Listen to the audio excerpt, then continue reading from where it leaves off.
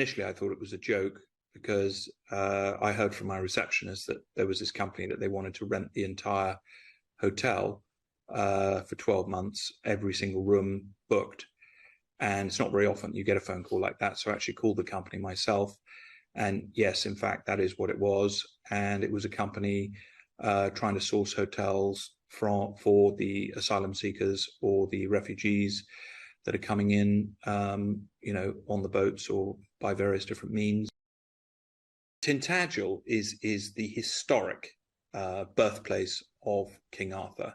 This is where, mythologically speaking, he was supposed to have been born. Camelot Castle itself sits on a cliff. It has a 270-degree ocean view. It looks out over the, as I say, mythological birthplace of King Arthur. Actually, Camelot Castle was one of the primary tourist destinations in Victorian England. This is where people took their holidays. And it was Brighton, here, and Manchester. It was a hospital during the war. It was also a girls' school during the war. My primary concern is the damage that this does, as I say, to the local community. Also, I had another concern that if these were people coming in from overseas that, let's say, weren't used to our culture, what would they, trash the place, or would they damage the hotel? And I said, what would this government solution for that be? And they rather surprisingly said, well, don't worry, just take photographs of the rooms. And if there's any damage at all, it'll all be, repaired at the government's expense. Well, of course, that's the taxpayers' expense.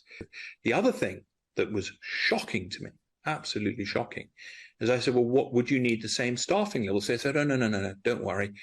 You can fire all your staff and all but 3. And if you don't want to keep those on, we just need the hotel cleaned once a week. And you literally couldn't make it up. And it would be funny if it wasn't for the fact that,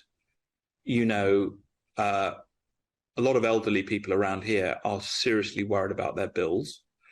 They are terrified as to what's going to happen this winter.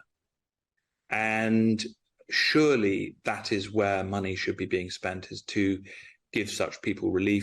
And I find this story completely illustrative of the fact that this government does not think with outcome.